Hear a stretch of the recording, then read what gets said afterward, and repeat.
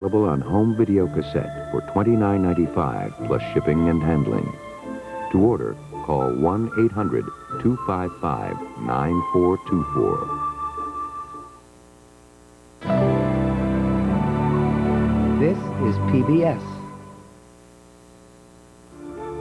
To order the companion edition of Far from the Maddening Crowd, call 1-800-255-9424. This hardcover book is $16 plus shipping and handling. Time to get up, Neil. Coming soon on Mobile Masterpiece Theater. How are your nerves? Who knows? They haven't woken up yet. Nothing to be nervous about, really. No. On the road to higher education, there's one major roadblock. Mother, mother, mother. It's not the most important thing in life, Mother. Yes, it is. Isn't it, Hugh? Going to Cambridge? Of course not. I thought you always said... Can't do any harm. No great disadvantage. And of course, you going is what I've always set my heart on. Bear that in mind. You won't be nervous. Oh, now yours is more encouraging. With Mercury and Venus in conjunction, you will grasp the opportunities of the day confidently. Whose life is it, anyway? After all the arrangements, the promises that... Not today, is it? You know damn well it's the day. I thought it was tomorrow. Lies. Word from the wise. Just be yourself. How? All of a sudden, how the hell do I do that? When have I had the practice? It isn't quite the world come to an end, though, is it? Pippa should swing it okay. She's a real worker. Poor Neil, a little lazy, is he? Lazy? The easiest questions have the hardest answers. How did it go? Ask me why life-simplifying technology makes life so complicated. Ask me why the more we learn, the less we know. Ask me why children turn their parents into children. One day that will change their lives forever. What do we do from now on? Every day with no one to bring up no more. What do we think about? Interview Day on Mobile Masterpiece Theater.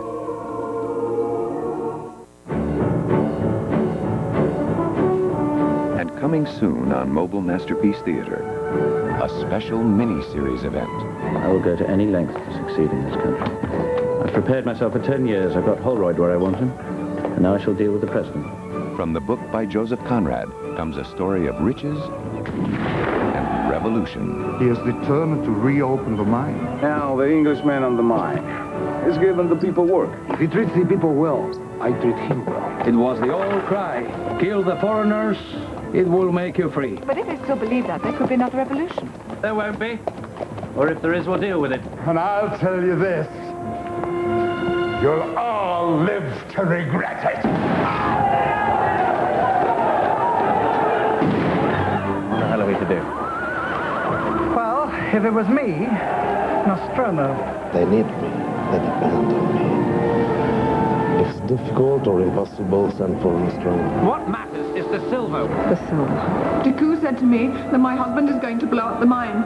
Tell me, is it true? Colin Firth, Serena Scott Thomas, Brian Dennehy, Albert Finney, Claudia Cardinale, and Claudio Amendola had an international cast in Joseph Conrad's Nostromo!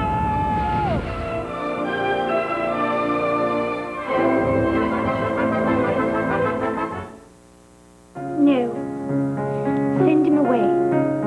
I shan't be seeing Mr. Mallory ever again. He's much too simple a country boy. I'm going to London, where I shall marry a gentleman. And I'll live in a big, fancy house. And in the summer, we shall travel to France. And spend our days eating chocolate. Whilst reading Byron and Baudelaire. Oh, please, sweet brother. Can't you see what it is that will make me truly happy? Well, yeah, but he's like downstairs. What do you want me to tell him?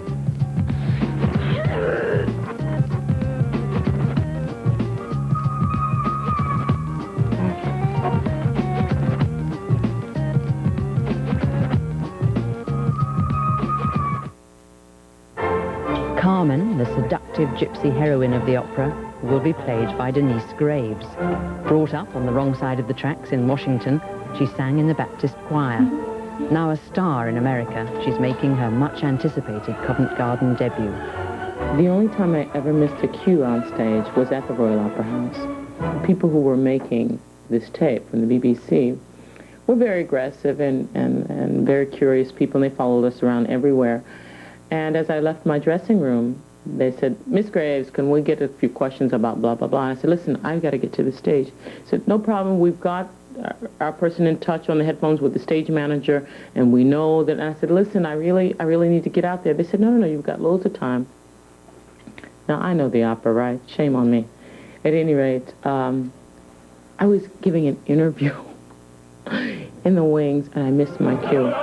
And I had to sing, "Hola, hola, José," you know. And they say, "Oh, Carmen, how nice it is to see you," basically, you know. And first of all, there was no "Hola, hola, José," and apparently everybody was looking, and somebody said, "Oh, Carmen, how nice it is to see you." And then I came in later, and I said, "Hola, je suis ici," like I'm here, you know. And everybody sort of looked like, "Where the heck were you," you know. It was a real privilege to be invited to sing at the Royal Opera House. This place alone has such a history. One of the things that struck me funny in the rehearsal process, when we would take breaks, everybody would always say, "Should we go have a cup of tea?" And I remember thinking how strange that was. I never thought, when I have a break, I'd really like a cup of tea right now. I remember that as something that really struck a chord inside of me as being sort of funny and cute. In the L'amour doing the habanera, who's the guy that picks me up? One of the actors. He'd be a soldier. Do you guys know who that is? Do you know who the guy is that picks me up? I think I'm one of those people who enjoy the three-ring circus, you know.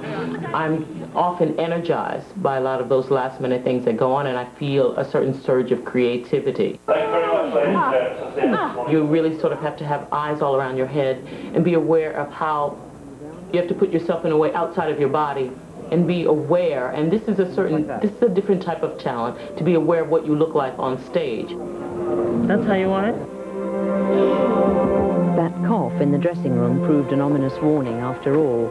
By the end of Act 2, Denyce Graves felt she was losing her voice. When I found that I had to cancel the debut or postpone the debut, that was a real heartbreaking situation, because the Royal Opera House of Covent Garden is one that is held in such regard and such high esteem amongst people in the profession. Just 3 days and just relax and everything is fine. Just forget it. It's fine. It's life. It's normal. And you are wonderful. Believe me. You're wonderful. And always wonderful. I was finally there, and I had to cancel in a role which I'd had a bit of success with, so I was comfortable. And I really wanted to go there and do my thing and make my mark. And then I got not just ill, but really, really sick. Can you fix me? Just tell me that now. I'll do my best. Give me a chance to have a look and see what's going on. I'm going to look in your nose first, okay? I mean, I really didn't know what was going to happen. And it was the first time that the doctor mentioned cortisone, which is, I think, a 4-letter word in the industry. Lots of singers have had to take it before, if you're in a situation where you've got to perform. It was not something that I pondered a lot, feeling sad about. I thought, better not to do it than to do it, and there was no way I was going to do it under those circumstances, or that I could. The voice sometimes does its own thing. But then, when it finally came, I was so hungry to be up there. I thought, I'm going to get up there tonight, and I'm going to show these British people what Carmen is all about. She's the best Carmen around, there's no doubt. She's so really full of passion, and she's so believable on the stage, so beautiful. So everything is believable. You can lose your head for her. Yes, absolutely. Have you? Of course, every night. I kill her for that every night.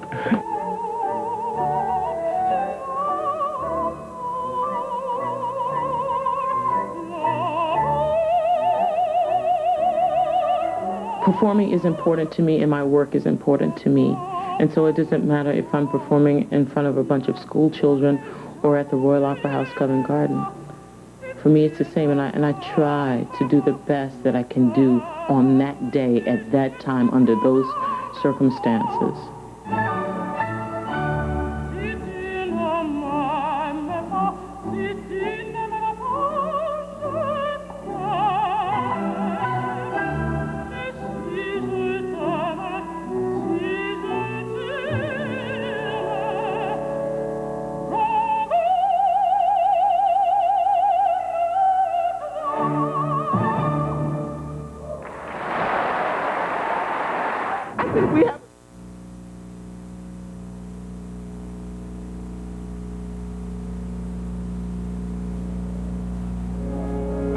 What I love about painting and what I love about creating is that not being in control all the time.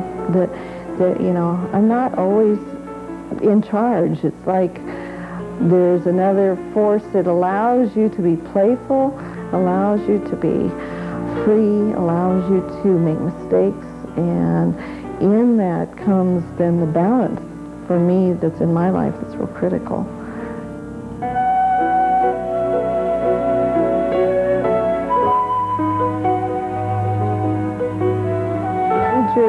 Issues that I've looked at in my work are light and reflections, and if you look, you'll see a lot of reflections still, and that's been consistent throughout most of my work. The use of color definitely is a lot brighter than it used to be, but I was always really interested in what happens when you put color next to color and color on top of color. When I'm standing in front of the canvas, sometimes wondering what I want to paint or what I want to do, or worrying about the show that I'm going to try to put together in 2 months, which is a ridiculously short period of time, I go, oh God, what am I going to do? And I try to just begin.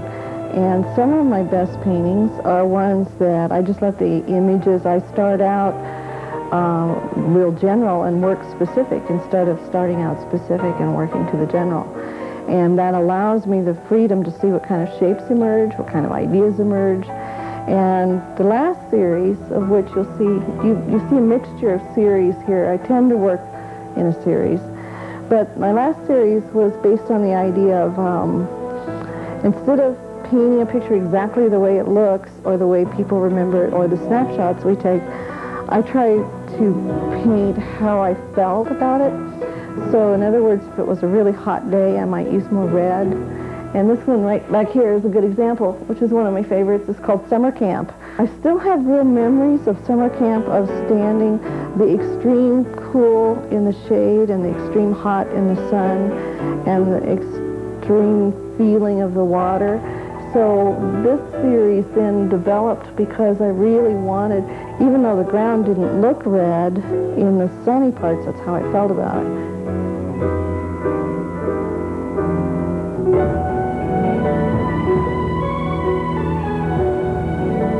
Images really are not as important as an emotional response to me.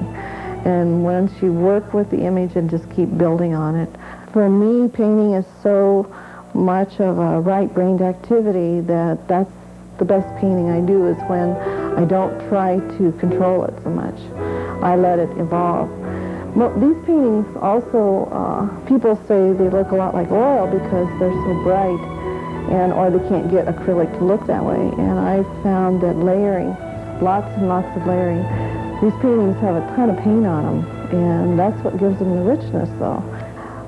Probably one of the best things I ever learned about myself and about people and about life was that you're never too old to start over, and that just because you've invested 10 years doing something that you hate doesn't mean you have to invest another 20 or 30 years in the same thing that you hate.